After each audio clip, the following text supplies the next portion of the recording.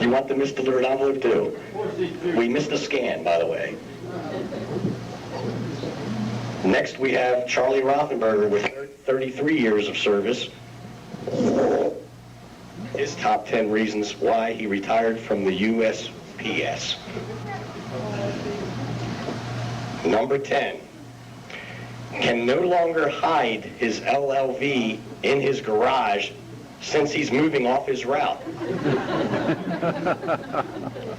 Number 9, Charlie's retirement would create some hours for Dave Novak.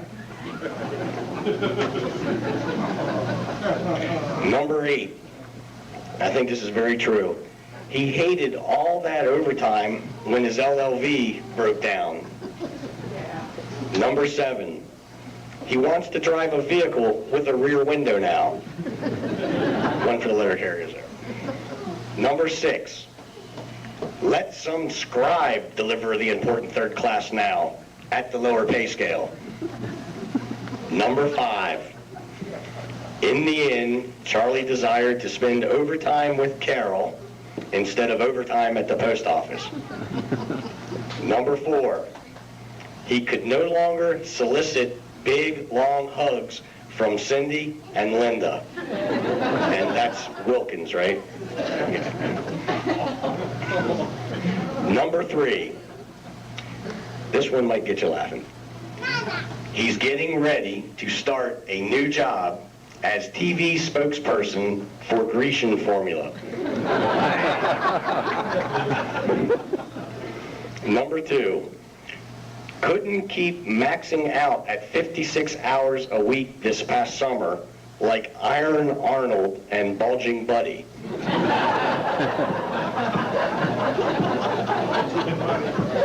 Now the number 1 reason why Charlie Rothenberger decided to retire from the USPS, I'll admit I got help from Cliff Newsom with this. Number 1, the growth on his route outmatched the growth of his yin-yang. You know it's time to retire when that happens.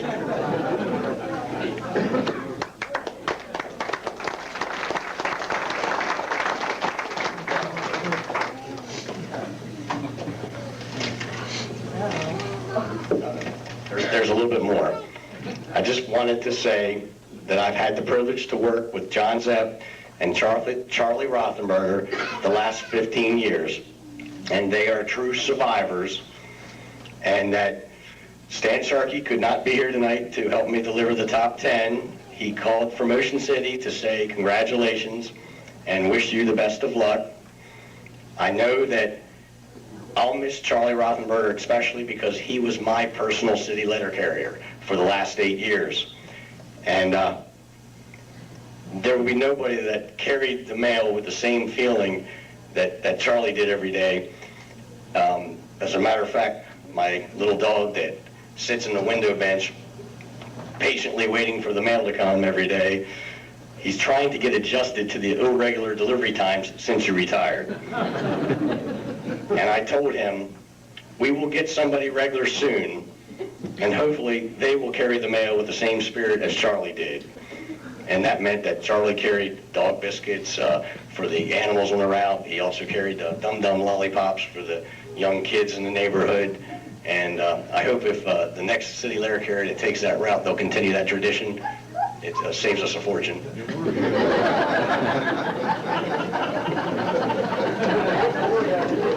Those that have animals and kids, of course. As for John, we finally realized that you did move mountains of mail at your case, because you can hardly see your case now since we aren't replacing your position. I just want to say thanks for all the memories and best wishes to you and yours. Thank you.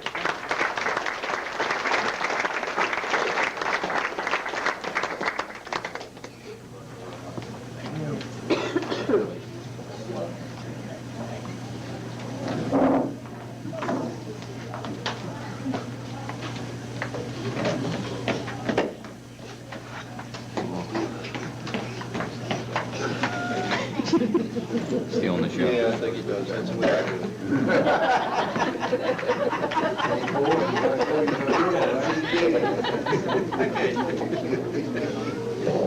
Turned off the microphone on me, Joe. Okay, our next speaker, we never know what he's going to do. When Bob Kiefer retired, he came up here and he turned around and had a machine gun on the whole audience, part of his act. He's been accused of some slightly risque jokes at times, but he's usually funny and it's all meant in good fun. So, with no more further ado, we're going to have to bring up the Birdman, Cliff Newsom.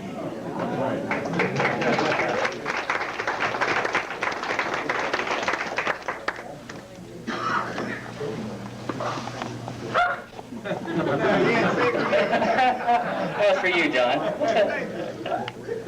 That was our special salute to each other every morning. I'll behave myself. Dad. Okay.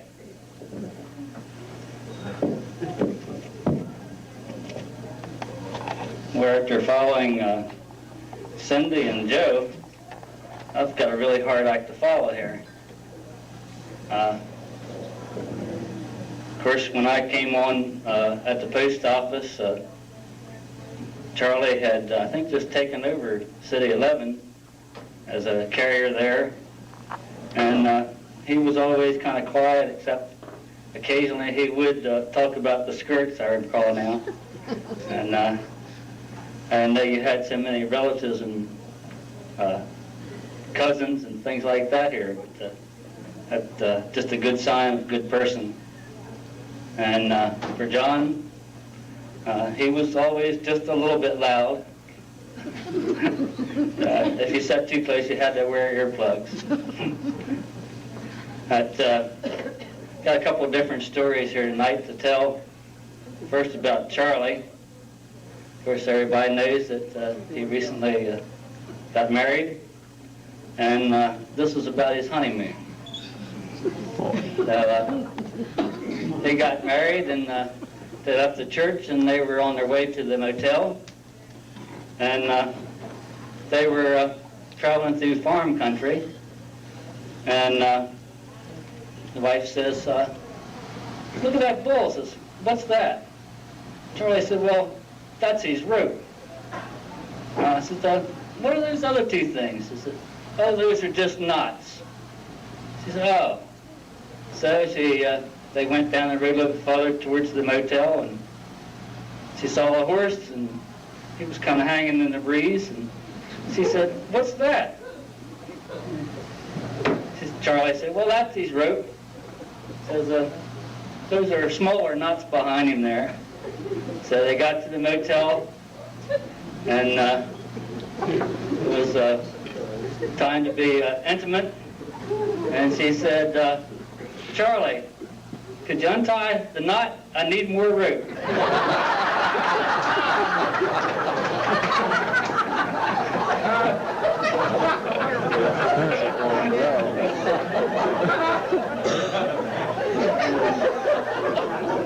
I was really debating whether I should tell that or well, I figured everybody needed a good break for a laugh. So. Sorry if I embarrassed you, Charlie. Or Carol. Now I got to pick on John, because I've always picked on him just about from the time I came in the door, and he started picking on me. So I have a short list of short jokes. Imagine that. That's not in any particular order, so I guess I'll start on the back here. And these are some advantages, disadvantages, or other means of additional income to supplement his retirement. When it rains, you're the last to know. You're so short, your driver's photo is a full-length picture of you standing up. I had to pick on the short jokes because nobody else was going to. This one may sound familiar, but you can sit on a curb and swing your legs. just like when you're sorting letters. And this one I've never heard before, but somebody gave it to me and it sounds real funny. you could scratch the belly of a bug.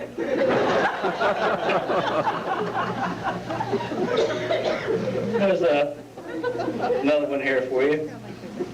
I was thinking about what you could do during your retirement time. And I figured, what are the things that are small? And finally it hit me. The Gettysburg has an attraction of miniature horses. So you could buy a miniature horse and go for a short ride. You could be the St. Patrick's Day leprechaun. You could get a full or part-time job as Santa's elf at the workshop. They could use you for midget bowling. You could guarantee a strike every time. You could get a job as the Keebler's elf. And you can still get under the height bar for kiddies' rides at carnivals. And if you've been counting, I'm stopping at number 11, just short of 1 foot.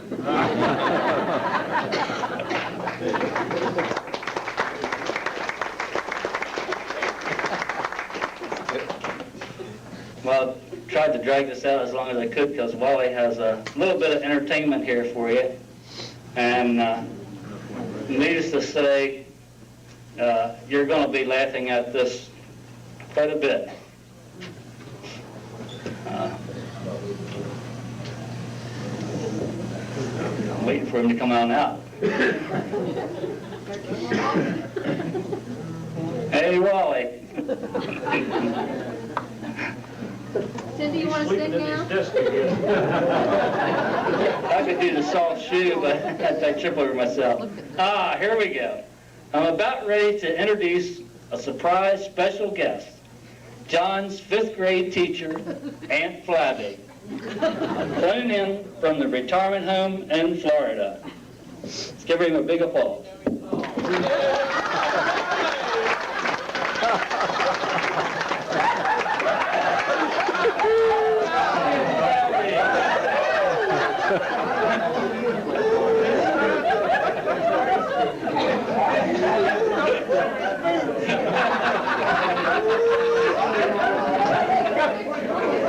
Now watch what you're touching, young man. I've got 6 boyfriends back at the retirement home. Why only 6? Even God rested on the 7th day.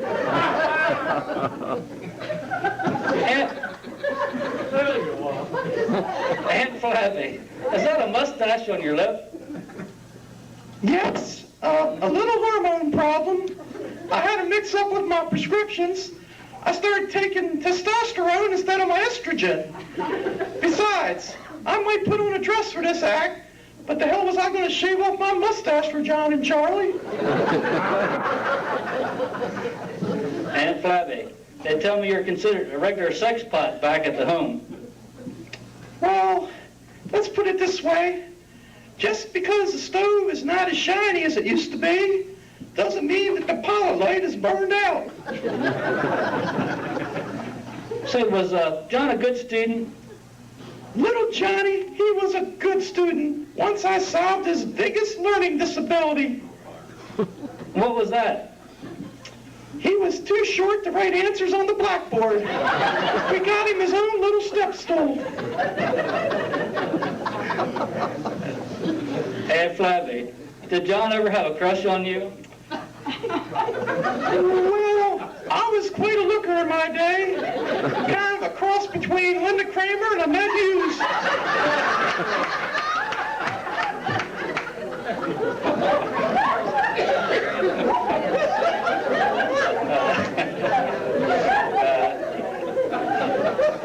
I can't help but notice that you have a very ample bosom. You are looking at the very first breast implants in medical history. Are they silicone implants? No, they're hard rubber from some old Firestone tires. I believe that's all the only thing they're good for now. Boy, do they get stiff in the cold. I know this is a silly question to ask, but was John a well-behaved student?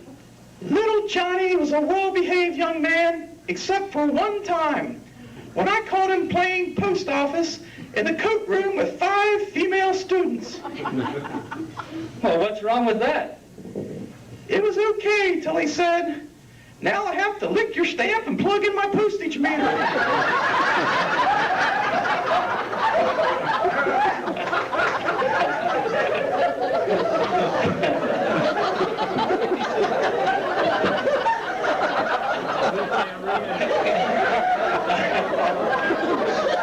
Did John ever get in trouble?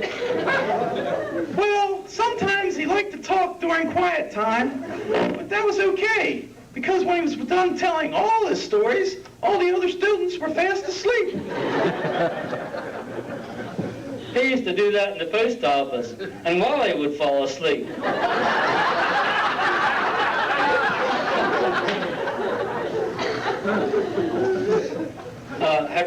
Are you enjoying yourself here tonight? My, yes. I have had a couple drinks to celebrate the occasion. Ever since that new wonder drug Viagra came out, you always got to be ready to get lucky. Hey, hear that, Curtis?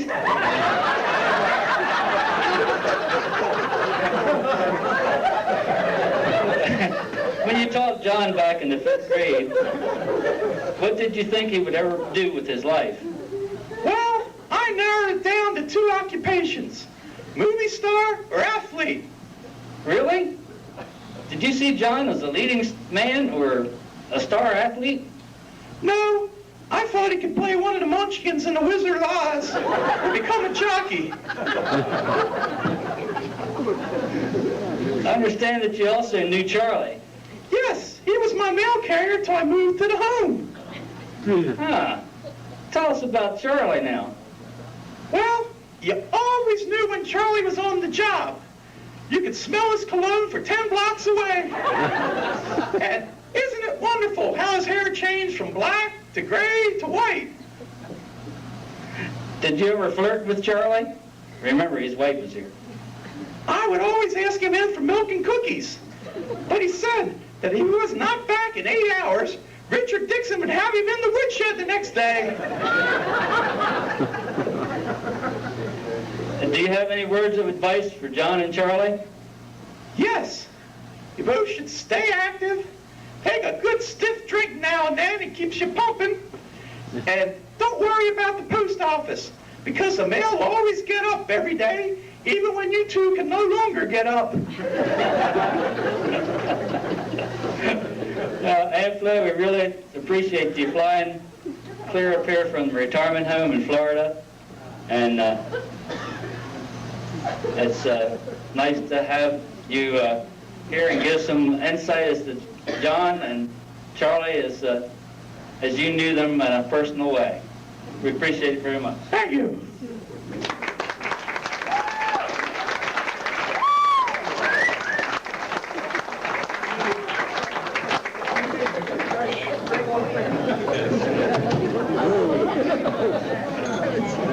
I have a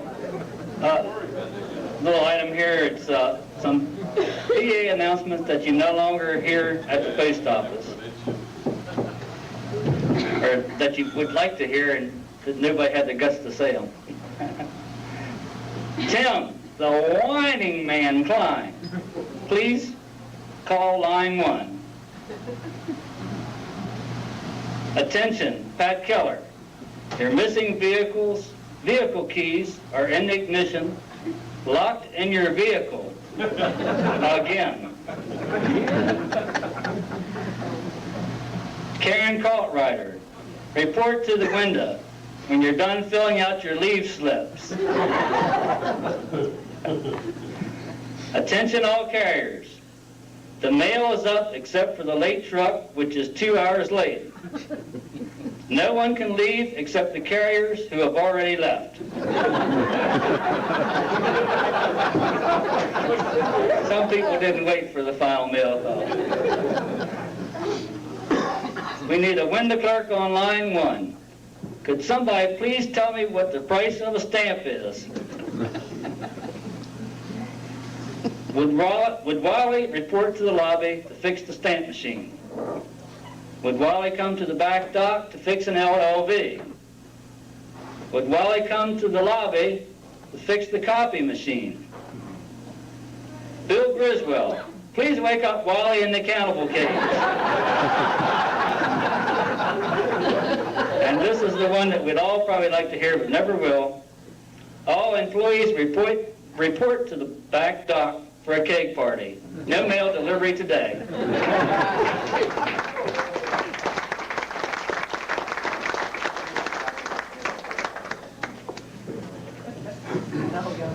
I think Wally has one other thing, I'm not sure. It has to be presented tonight.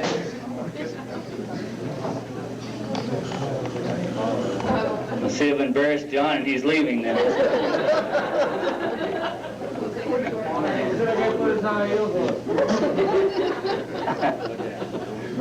Maybe he's going to see if his dress is better than Wally's.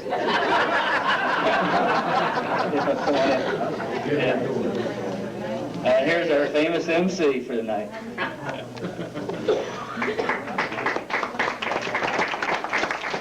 Thank you, Cliffy. He hit all my notes. Sorry. I'll tell you, there's one thing I got out of that skit. I don't even remember how this conversation came up, but at one time our postmaster, the skirt, as Cindy calls her, we got to talking about something, and she said something, if I wore a dress, that she would wear a dress for a month to work. So I think that bet is on.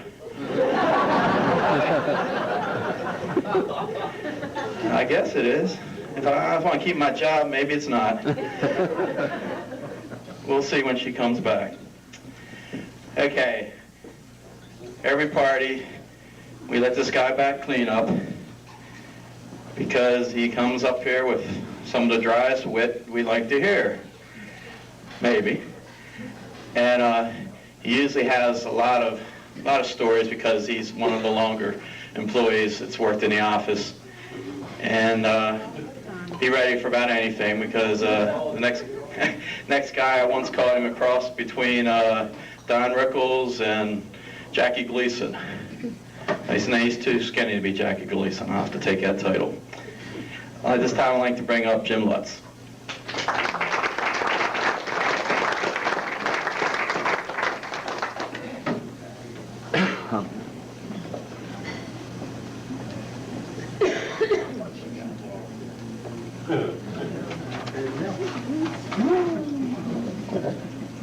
Okay, thank you, Walter.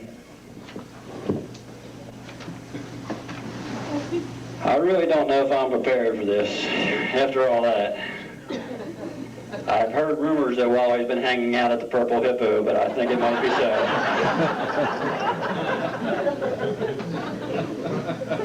And I don't have a single dirty or gross joke, so I don't know what to do here, so I guess I'll just go ahead. Okay, John Zepp and Chuck Rothenberger both retired. It just doesn't seem possible. Not since they took all those skids off the loading dock has the post office gotten rid of so much dead wood at one time.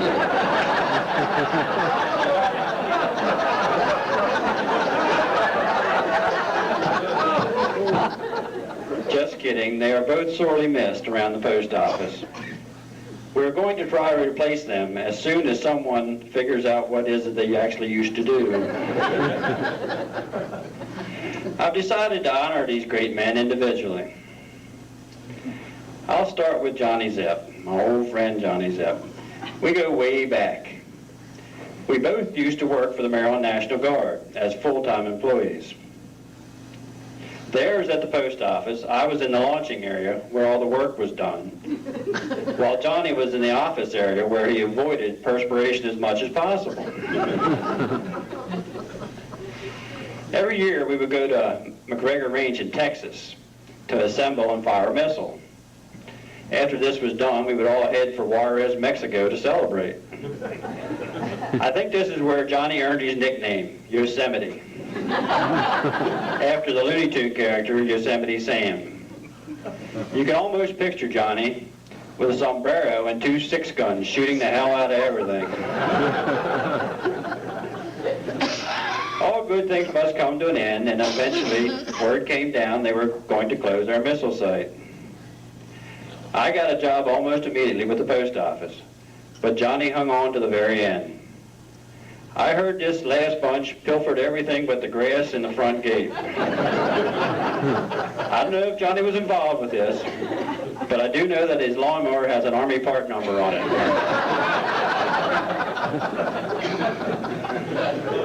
And so Johnny came to the post office. They say the post office computer system is state of the art. In this case, I believe it's so. For the first 9 months, it refused to pay John. It knew what it was getting. John had a tough time finding a craft that suited him at the post office. First, he tried to be a city carrier, but his mailbag kept dragging the ground and the letters fell out. Also, he needed to carry a step stool to reach most of the boxes.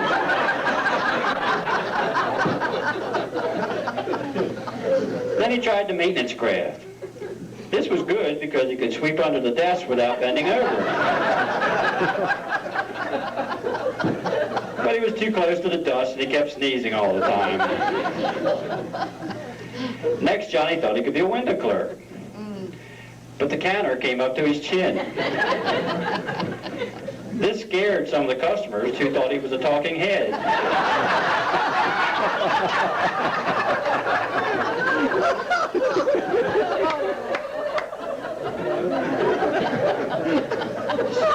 Some other customers asked to speak to an adult.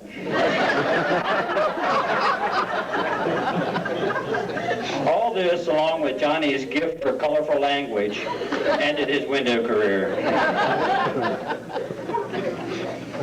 Eventually, Johnny found his niche as we call a Nixie clerk, where he tried to get those idiots in Baltimore to forward our mail. This is a real struggle when you are dealing with people who can't read or spell. John had a long and successful career at the post office. Always animated and opinionated, Johnny did it his way. Here's wishing the best to a truly great guy, hoping your retirement isn't totally alcohol related.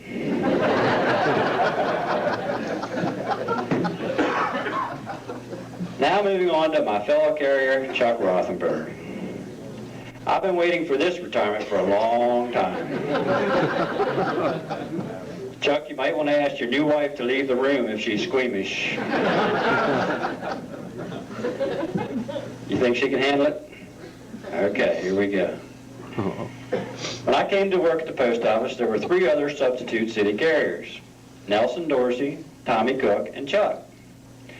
Our immediate supervisor was a fellow named Charlie. He was a heck of a nice guy, but he had all the leadership qualities of Barney Fife. Nelson and Chuck intimidated this poor guy so bad, he would wring his hands, mutter "gee whiz," and then give them whatever they wanted. Tommy and I got ever what was left. They always wanted the riding routes, which helps explain our respective profiles, if you get my midriff. Chuck was a mentor for me, and helped explain the unwritten city carrier rules, such as: never park your truck where a supervisor can find it. Always take the mail in to offices with good-looking secretaries. If the secretary is wearing a low-cut blouse, make her bend over and sign a 3849 or anything.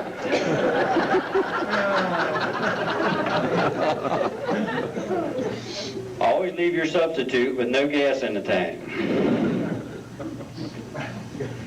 Leave as much mail as possible for your T6. When under street supervision, do everything by the book, not like you normally do it. Never ever leave postage due mail if you can't collect it. Always be nice to your customers the month before Christmas. Always thank your customers for your Christmas presents, even if they didn't give you one. It will make them feel guilty and they'll come across next year.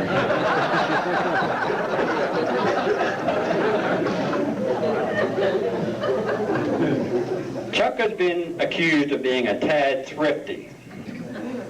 They used to tell a story. Well, Tommy Cook used to tell it. I wish he was here. He could tell it better than I could. But this story was about how Chuck and his family were traveling to Ocean City. They were driving along, and Chuck saw a big bridge. He asked Steve, "What bridge is that?" "That's the Chesapeake Bay Bridge," Steve replied. "What kind of a bridge is it?" asked Chuck. "It's a toll bridge." Immediately turned left through the median strip, and they still haven't been to Ocean City.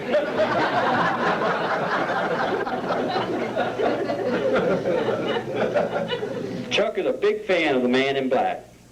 No, not Johnny Cash. I'm talking about the arrogant sucker who drives the number 3 car. To Chuck, he can do no wrong, no matter how many cars he puts in the wall.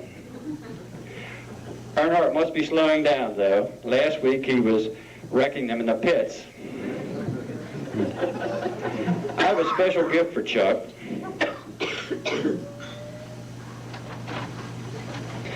It's a box of Earnhardt Kleenex so he can cry when Earnhardt loses the championship this year.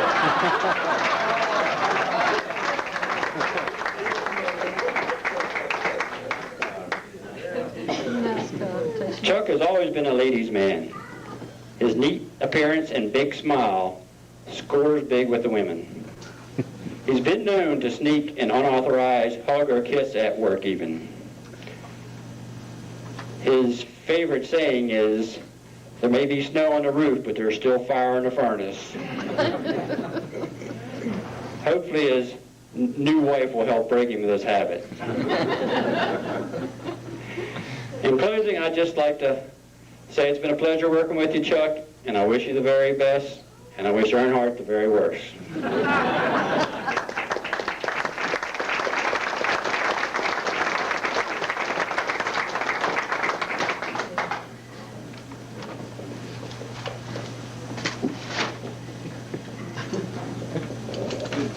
Thank you, Jim Lutz.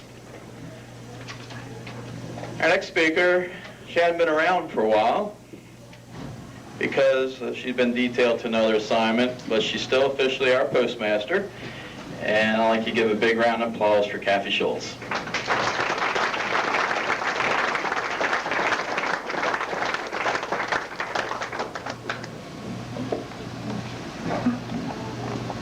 Oh, No. you will notice she's not wearing a dress. Thanks. What a night. I think a lot of people have said a lot of things, and in all sincerity, we wish you nothing but the best with your retirement. Carol, you're new to us. Sorry we didn't give you warning or break you in as to how these things go about, but we welcome you to the family. And you were quite a shock for us, I have to say.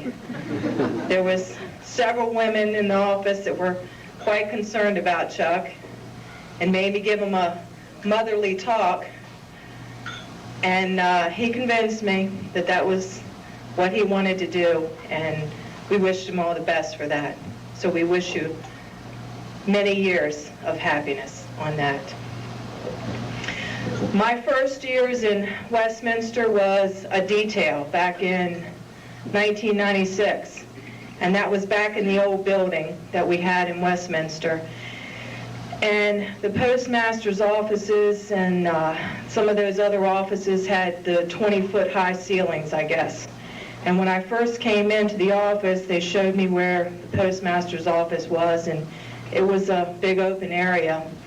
And John at the time had a little desk that was stationed right outside the postmaster's office. And nobody gave me any warning as to just how loud John talked. So I wasn't quite sure if it was the ceiling height that made him echo or if it was just John. And I also realized that if I hollered loud enough, maybe John would hear me back. But they didn't tell me that he was a little hard of hearing in one ear. So while I heard everything he said, I don't ever think he heard what I had hollered back at him.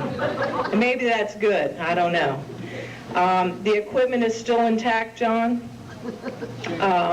Some of the new equipment that they brought in is still intact, so yeah, we're lucky for that. John does not like modern technology and new equipment, so we've learned that the hard way. The first time I met Chuck, that was when all the city carriers were down in the basement, and nobody warned me about Chuck either. Chuck looked around and said, "You're the replacement? What happened to Joswiak? And you wear a skirt?" So it was kind of hard getting used to Chuck. And Chuck, although he is a man, and a macho man at that, Chuck still liked the passionate side of knowing that when you came in the morning, you spoke to him and said hello. And if you didn't say hello to him, his feelings were crushed. I know it. We set him up a couple times. We gave him the apron and hung it on his case and let him know that, hey, it's not just a man's world. You can get in that kitchen just like anybody else can. But he still liked to remind us that kitchen and bedroom, that was where we were supposed to be at, and that we didn't do just quite as good a job as what he did. But we forgive you for that, because we know that someone's going to convince you differently now. Right, Carol? Right.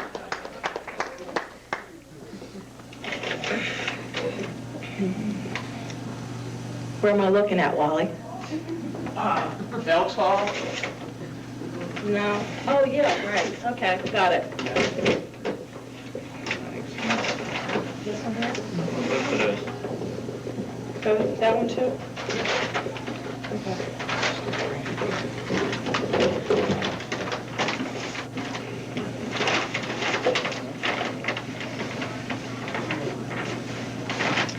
We have some recognition. Larry Haynes, who's the senator for the 5th Legislative District, has always been very kind to the post office. He's one of our favorite customers that comes in and someone that truly appreciates the post office.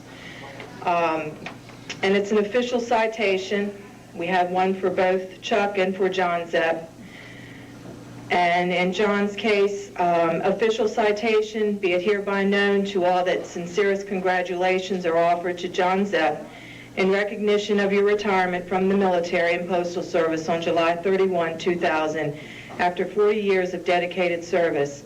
In honor of this occasion of your retirement celebration, and as an expression of my admiration, I send warm regards and sincere best wishes for continued success, health, and happiness in the years to come. And then he also is very kind to give us a flag, and these are flown over the Capitol, White House. They raise them up, bring them down, and they have a flag here for you. John, you can come up here.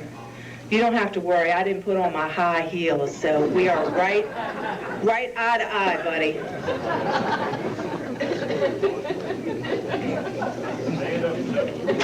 I also have one more thing. What are you doing, turn up your hearing aid for me? Yeah. Oh, good. Okay. That's Charlie's. Okay. Here, you hold this. This is yours.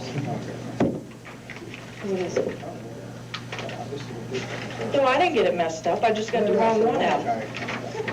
Oh, we did? Get her straight, John. All right. And here is his certificate is awarded to John Zepp in grateful appreciation for dedicated service during an honorable career of 40 years service to the government of the United States. And we also have a letter that says, it gives me a great deal of pleasure to present with this letter a service award certificate in commemoration of your 40 years of service. The good reputation the Postal Service enjoys is built on the loyal service of people like you, and I am happy to commend you for your contribution to our efforts for a better postal service. I wish to extend my warm personal greetings and the hope that you will accept this certificate as a symbol of my deep appreciation for a career of commendable service. Best wishes for many happy years of retirement. W.C. Minor, District Manager, Customer Service and Sales. Thank you. Thank you.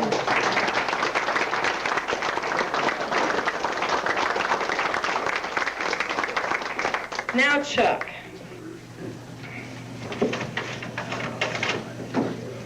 You know Larry Haynes loves you, too.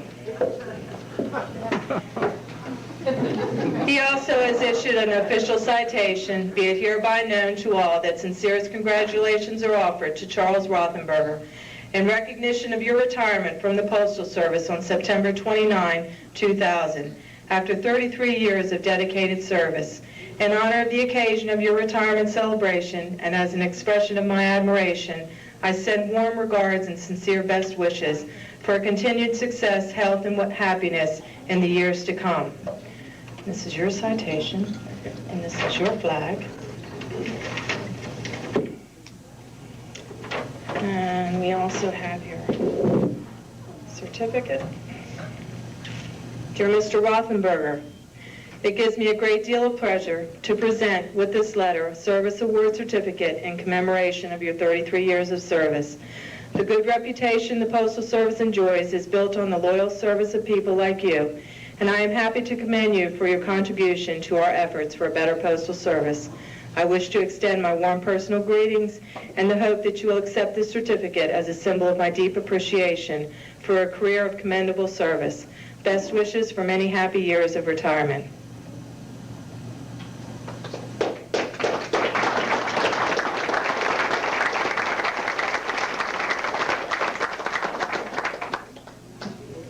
Okay, Wally.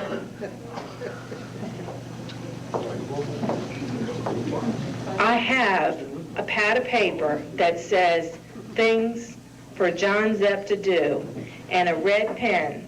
And as he does them, he's supposed to check them off each day as he sends you off to work still. And one for Carol, too. They'll need that for y'all. Thank you, Kathy.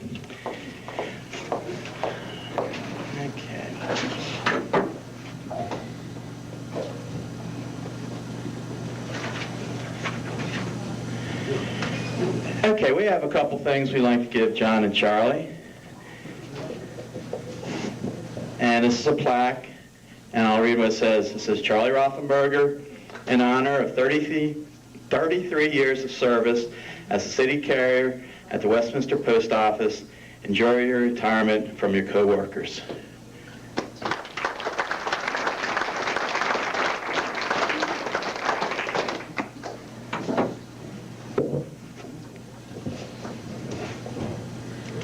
This plaque says, John Zepp, congratulations on 40 years of government service. Have a long and happy retirement from your fellow workers of the Westminster Post Office.